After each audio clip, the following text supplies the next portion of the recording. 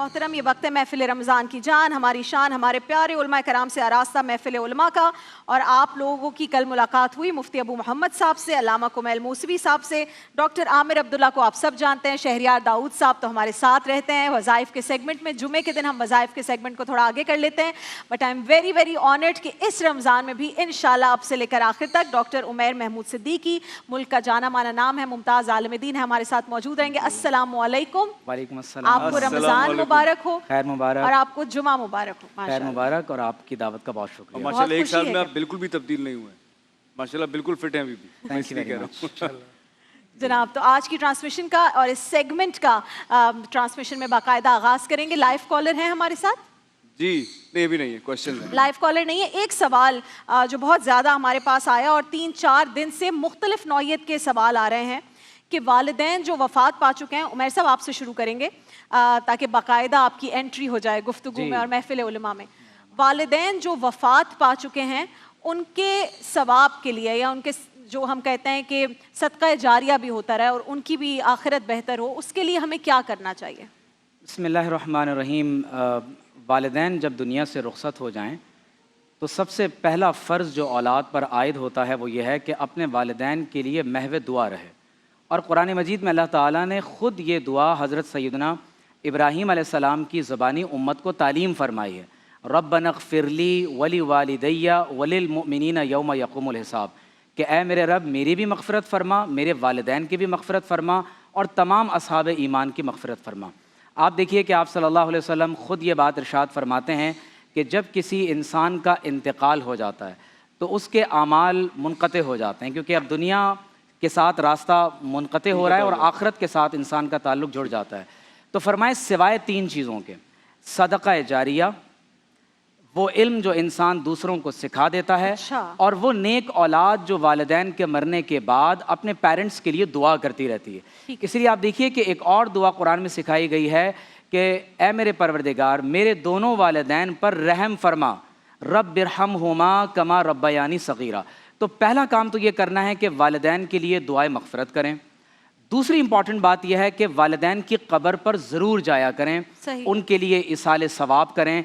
वहाँ बिलखुसूस आप सूरह बकरा की आखिरी जो आयात मुक़द्दसा हैं, आमन रसूल से आखिरी रुकू तक, उन आयात की तिलावत करें। सूरतुल बकरा का पहला रुकू पढ़ें, सूरतुल मुल्क की तिलावत करें।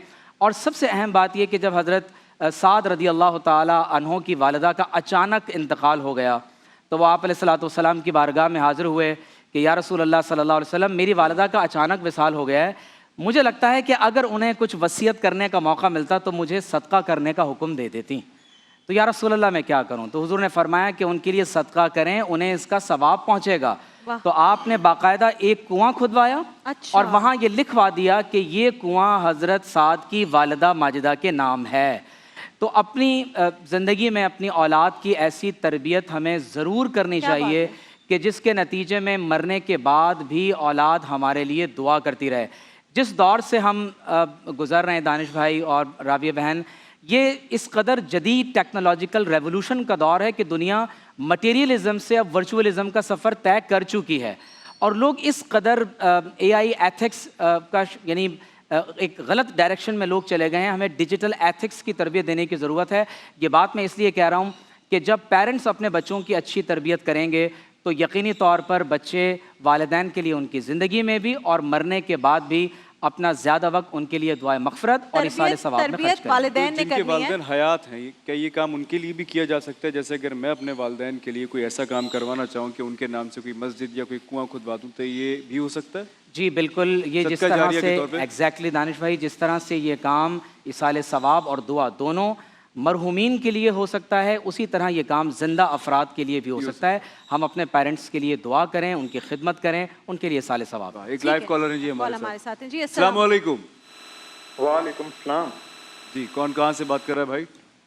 मैं उसामा ज़मान हाफिज़ाबाद से बात कर रहा हूँ। जी सर बताइए, क्या सवाल है आपका? मेरा सवाल ये है कि क्या शादी करना ज़रूरी है? शादी किए बगैर ज़िंदगी नहीं गुजारी जा सकती? ठीक है, ये तो आप बहुत सारे मर्दों के दिल को छू लेने वाला सवाल कर रहे हैं। मुफ्ती अबू मोहम्मद साहब, शादी करना ज़रूरी है? शादी के बगैर ज़िंदगी नहीं गुजारी जा सकती, क्यों ज़रूरी है शादी? बिस्मिल्लाहिर्रहमानिर्रहीम। ہمارا جو دین اسلام اللہ تعالیٰ نے ہمیں عطا فرمایا یہ دین فطرت ہے، یہ رہبانیت کا دین نہیں ہے۔ اللہ تعالیٰ نے فطرت کے مطابق انسان کو وہ تمام پہلو جو ضروریات زندگی سے متعلق ہیں، ہر پہلو پہ اللہ کے پیارے حبیب صلی اللہ علیہ وآلہ وسلم نے رہنمائی فرمائی ہے۔ کچھ صحابہ اکرام حضور کے پاس گئے اور حضور کے گھر کے معمولات ان سے پوچھے، تو ان کو بتایا کہ حضور تو گھر میں اپنا کام بھی کرتے ہیں، نوافل بھی پڑھتے ہیں، عبادت بھی کرتے ہیں، گھر والوں کے ساتھ بات چیت بھی کرتے ہیں، کبھی کبھی اپنے کپڑے بھی سی لیتے ہیں، اپنا جوتا بھی سی لیتے ہیں۔ تو انہوں نے آپس میں مشورہ کیا کہ اگر دیکھیں وہ تو اللہ کے رسول ہیں، ہمیں تو ایک صحابی نے کہا میں تو ساری رات نفل پڑھوں گا، ایک نے کہا میں شادی نہیں کروں گا، ایک نے کہا میں ساری زندگی روزے رکھوں گا۔ جب اللہ کے رسول صلی اللہ علیہ وسلم کو اس بات کا علم ہوا تو آپ صلی اللہ علیہ وسلم نے فرمایا نہیں، تم پر تمہارے گھر والوں کا بھی حق ہے، تم پر تمہارے جسم کا بھی حق ہے، لہٰذا تم شادی بھی کرو، تم رات کو سو بھی، اپنے گھر والوں کو بھی وقت دو، اور تم ساری زندگی روزے نہ رکھو۔ جس طرح اسلام نے ہمیں تعلیمات عطا فرمائی ہیں اسی طرح شادی ایک انسان کی ضرورت ہے۔ اگر اسے کوئی میڈیکلی مسئلہ نہیں ہے، بیمار نہیں ہے، تو اسے شادی ضرور کرنی چاہیے، جس طرح ایک عورت کی ضرورت ہے، ایک مرد کی ضرورت ہے۔ اللہ کے نبی صلی اللہ علیہ وسلم نے اپنی ذات کو ایگزامپل بنایا، فرمایا مجھے دیکھو میں کیسا ہوں۔ کیا حضور کی شادیاں نہیں ہوئیں؟ صحابہ اکرام اہل بیت اعظام بالخصوص خلفائے راشدین کی ایک سے زائد شادیاں نہیں ہوئیں؟ انہوں نے انصاف بھی کیا، نظام حکومت بھی چلایا، دنیا بھی چلائی۔ انہوں نے پاکستان میں نہیں بلکہ پوری دنیا کی سب سے خوبصورت وہ اسٹیٹ دنیا میں بنائی جو قیامت کی صبح تک انسانیت کے لیے رول ماڈل رہے گی۔ لہٰذا کوئی بندہ یہ کہے کہ میں نے شادی نہیں کروں گا، شادی کے بغیر گزارا ہو سکتا ہے، تو میرے حال میں یا تو یہ نفسیاتی مسائل ہو سکتے ہیں یا کوئی اور مسئلہ ایسا ہو سکتا ہے جس کی وجہ سے ہے۔ تو دین اسلام فطرت کا دین ہے، رہبانیت کا دین نہیں ہے۔ شادی کرنا بھی عبادت ہے، بچوں سے ملنا بھی عبادت ہے، بچوں کی پرورش کرنا بھی عبادت ہے، بچوں کو یہاں تک کہ انہیں پیار دینا بھی حضور کی سنت ہے۔ عامر عبداللہ صاحب، اگر کسی کو ایسا لگتا ہے کہ وہ ایک اچھا شوہر نہیں بن سکتا، یا کسی لڑکی کو لگتا ہے کہ وہ ایک اچھی بیوی نہیں بن سکتی، کچھ لوگوں کی نیچر ایسی ہوتی ہے کہ ان کو لگتا ہے کہ یار ہم کسی کے ساتھ زندگی نہیں گزار سکتے تو اس کا حق نہ مارا جائے، اگر اس سوچ کے ساتھ کوئی ڈیسائیڈ کرتا ہے کہ میں شادی نہ کروں تو پھر یہ بسم اللہ الرحمن الرحیم، میں یہی سوچ رہا تھا کہ ایک تو پہلو یہ ہے کہ کوئی بندہ بہت دیندار ہے اور وہ چاہتا ہے کہ وہ راہب بن جائے اور وہ بالکل دنیا کا تارک ہو جائے، اور دوسرا جو آپ نے پوائنٹ ریز کیا کہ بہت سے لوگ یہ بھی چاہتے ہیں کہ ان جھمیلوں میں پڑنے کی ضرورت نہیں ہے، ہم اٹھا نہیں سکتے یہ بار، یا ہم کسی کی بات برداشت نہیں کر سکتے، بالخصوص آج کل کی لڑکیاں ایسا سوچتی ہیں۔ تو دیکھیں اسلام ہمیں یہ سکھاتا ہے کہ اللہ تعالیٰ نے جو زندگی پیدا کی ہے یہ بطور امتحان ہے، اور اس زندگی میں آزمائش اور ابتلا سے انسان کو گزرنا ہے۔ یہ جنت نہیں ہے کہ یہاں آپ اپنی منمانی کر سکیں، جس طرح چاہیں جی سکیں۔ یہاں جینے کے لیے آپ کو آزمائشوں سے گزرنا پڑے گا۔ بحیثیت بیوی بھی آپ کو آزمایا جا رہا ہے، بحیثیت شوہر بھی آپ کی آزمائش ہو رہی ہے۔ اور پھر نبی کریم صلی کا فرمان ہے کہ النکاح نصف الایمان، نکاح ایمان کو تکمیل پر راستے پر پہنچانے والا ذریعہ ہے، اور نکاح کے بندھن میں اگر بنتا ہے انسان تو اس سے اس کی عفت یعنی محفوظ ہوتی ہے۔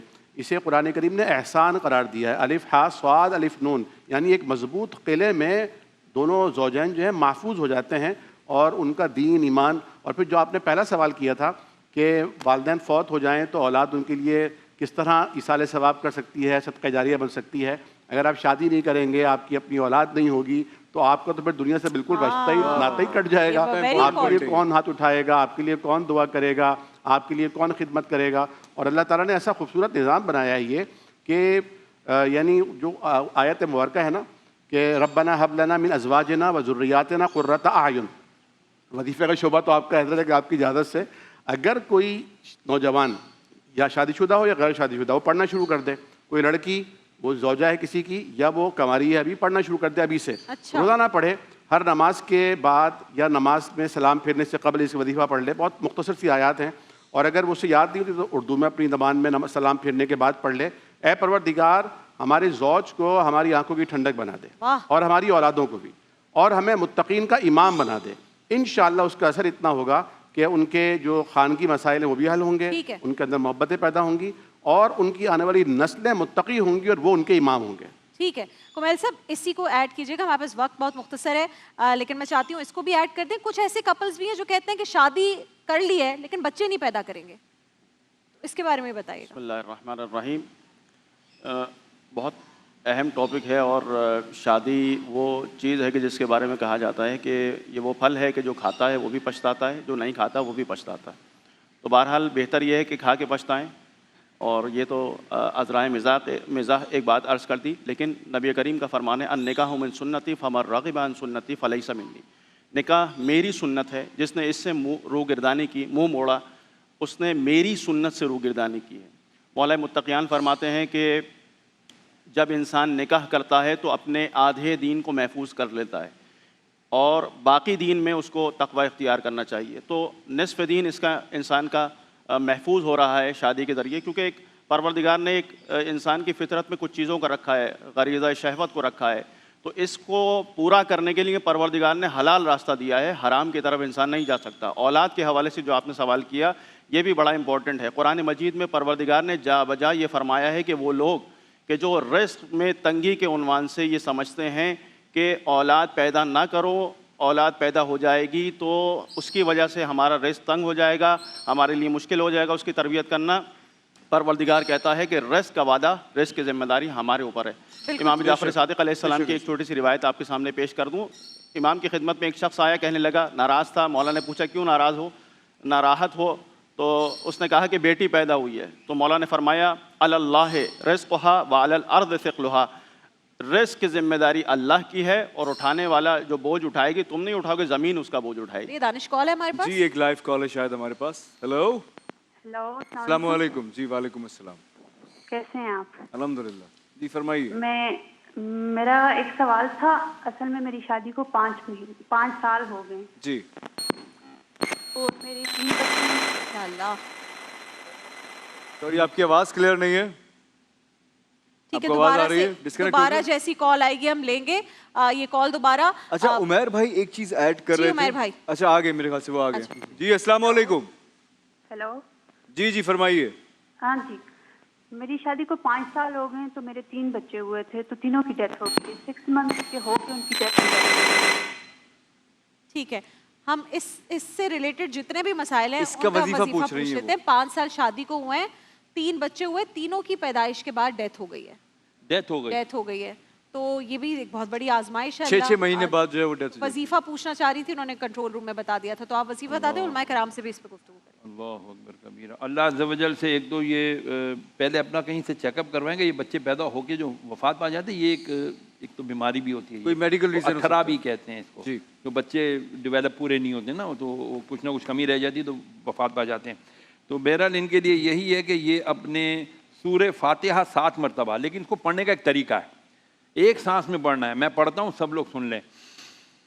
بسم اللہ الرحمن الرحیم، الحمد للہ رب العالمین الرحمن الرحیم مالک یوم الدین، ایاک نعبد و ایاک نستعین، اہدنا الصراط المستقیم صراط الذین انعمت علیہم غیر المغضوب علیہم ولا الضالین، آمین۔ آمین تک ایک سانس میں 7 مرتبہ اس طرح پڑھ کے پانی پہ دم کر کے پئیں، انشاءاللہ العزیز ان کو ایسی شفا حاصل ہوگی کہ اب انشاءاللہ جو بچے پیدا ہوں گے نا، انشاءاللہ اللہ ان کو طویل زندگی عطا عامر فرمائے عبداللہ گا۔ صاحب، وہ پیرنٹس جن کے نومولود بچے یا پیدائش ہوتے یا پھر مس کیریج ہو جاتا ہے، کیا وہ روز محشر ان کی آسانی کا سبب بنیں گے؟ آواز نہیں آ رہی ہے۔ آواز مجھے ایک ہینڈ مائک لا دیں پلیز۔ کاشف ایک ہینڈ مائک۔ جزاک اللہ، کھلا ہوا ہے؟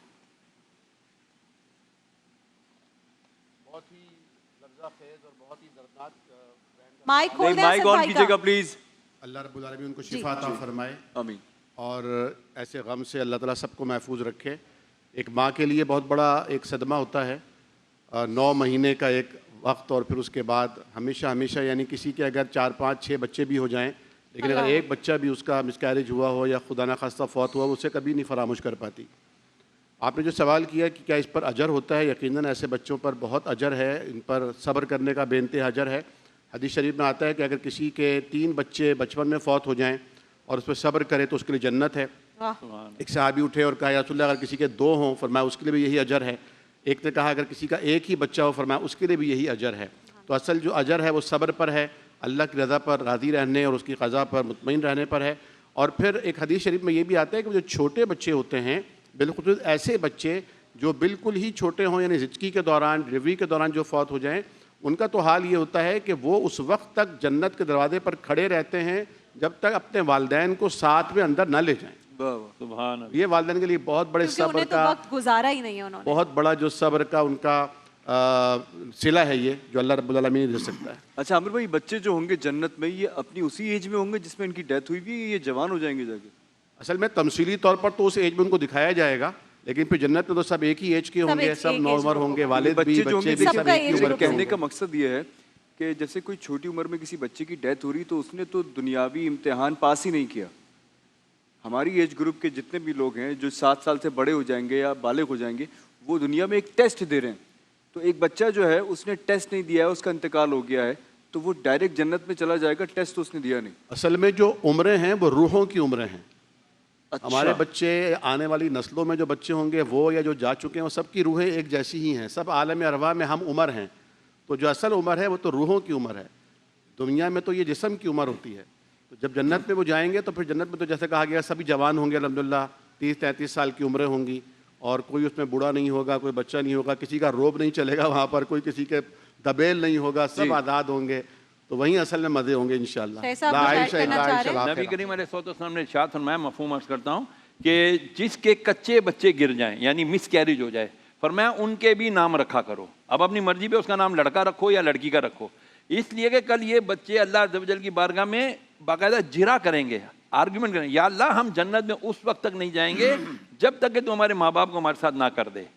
ٹھیک ہے. تو عمیر یہ محمود صاحب، بڑا صبر کا جو مقام ہے. مس کیریج ہوتا ہے کس مطلب فرسٹ ٹرائمیسٹر، سیکنڈ ٹرائمیسٹر، تھرڈ ٹرائمیسٹر میں اکثر یہ ہوتا ہے کہ تھرڈ ٹرائمیسٹر کے بچوں کا تو باقاعدہ ان کو دفنایا جاتا ہے، اس سے پہلے ڈاکٹرز جس طرح بھی اس کو وہ ڈیل کرتے ہیں، تو کیا اس کا جنازہ کس عمر میں ہونا چاہیے، یا پھر جو مس کیریج ہوا ہے یا پھر ڈیلیوری جو پوری ہوئی ہے فل ٹرم میں، تو یہ ذرا کلیئرفائی کر دیں. یہ شرعی طور پر حکم یہ ہے کہ اگر کوئی بچہ دنیا میں ایک مرتبہ بھی سانس لے لیتا ہے، آواز لے کر رول دیتا ہے، تو یہ اس کی زندگی کی علامت ہے. صحیح.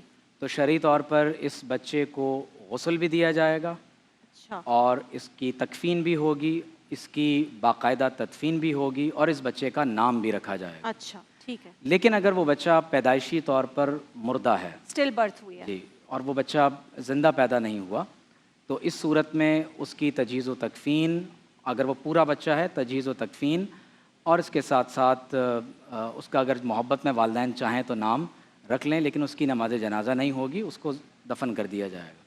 اور ایک بات جو میں دانش بھائی ایڈ کرنا چاہ رہا تھا، جو اس سے پہلے ایک سوال ہوا کہ ایک صاحب نے پوچھا کہ نکاح کرنا کیا ہے شرعاً.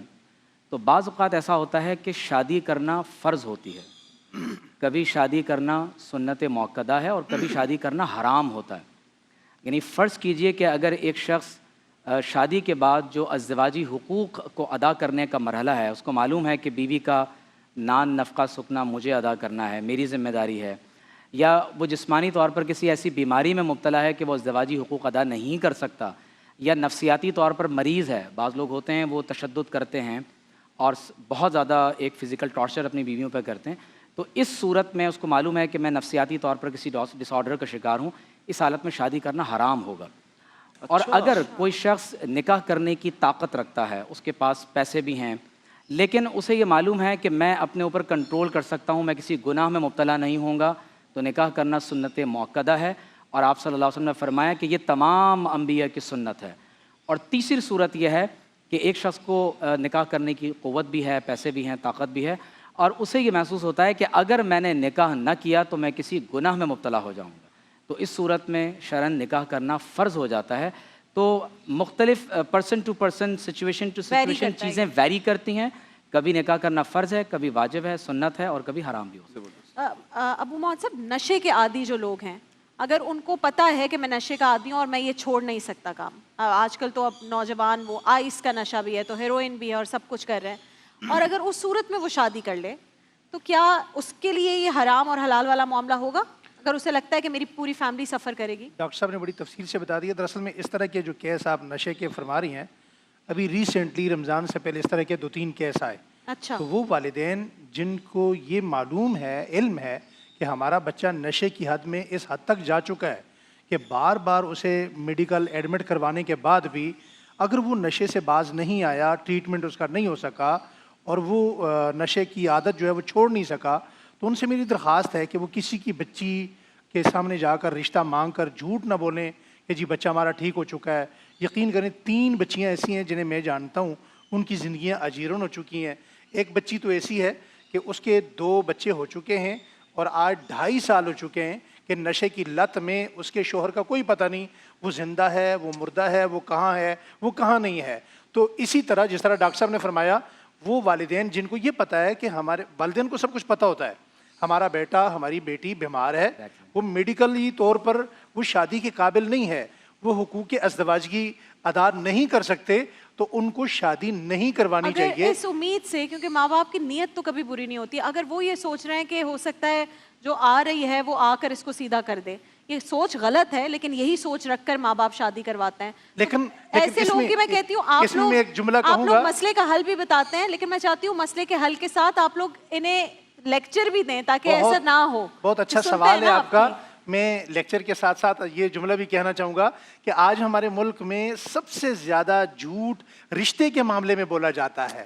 رشتے سے پہلے جو ہم کہتے ہیں وہ بعد میں نہیں ہوتا, جو بعد میں ہوتا ہے وہ منگنی کے بعد نہیں ہوتا, جو منگنی کے بعد ہوتا ہے وہ نکاح کے بعد نہیں ہوتا. اور جب یہ سارا جھوٹ کا میک اپ اترتا ہے شادی کے بعد پتہ چلتا ہے کہ اصل فیس کیا ہے, اصل چہرہ کیا ہے. اگر ہم شادی سے پہلے سچ بولیں اور بچی سے یہ کہیں کہ اس کی یہ کنڈیشن ہے, پھر وہ اس صورت میں اگر بچی اسے ایکسیپٹ کرتی ہے تو بچی اس کے لیے کوشش بھی کرے گی, جدوجہد بھی کرے گی. یعنی بچی کو پتہ ہونا چاہیے. جی بچی کو علم میں ہونا چاہیے کہ پہلے اس مرض میں ہے. صحیح ہے. کچھ ایڈ کرنا چاہ رہے ہیں؟ ایک جملہ میں کہنا چاہوں گا کہ اپنے بچے کو درست کرنے کے لیے انتہائی خلوص کے ساتھ کسی اور لڑکی کی زندگی تباہ نہ کریں. مصطفی صاحب اسی پہ کچھ ایڈ کرنا چاہیں گے؟ جو رشتے کے کلچر میں آپ چیزیں چھپاتے ہیں, کچھ لوگ سیلری زیادہ بتا دیتے ہیں, کچھ بچیوں کی بیماری چھپا دیتے ہیں, کچھ بچوں کی ایسی اب لڑکوں کی عادات چھپاتے ہیں, اس میں کیا کرنا چاہیے؟ بسم اللہ الرحمن الرحیم. جھوٹ بولنا تو حرام ہے, اور نہ صرف حرام ہے بلکہ گناہ کبیرہ میں سے.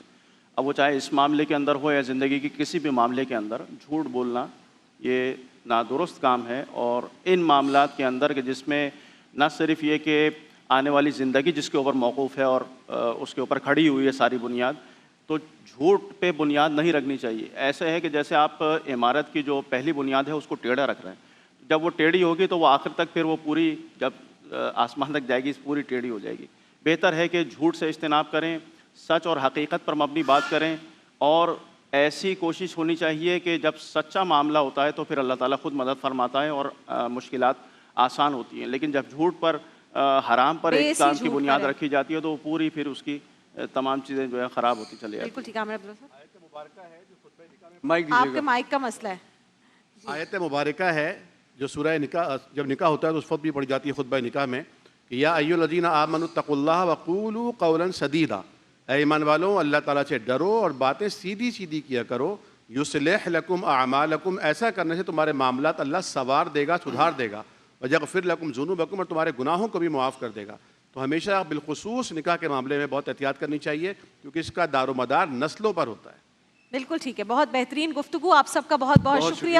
ہمارے علماء کرام انشاءاللہ کل بھی اسی ٹائم جو محفل علماء ہوتا ہے اس میں موجود ہوں گے. شہریار داؤد صاحب آپ کا بہت شکریہ, کل آپ اپنے وقت پر آئیں گے انشاءاللہ. دیکھیے محفل رمضان لائیو ٹرانسمیشن روزانہ دوپہر 2 بجے سے صرف گرین انٹرٹینمنٹ پر.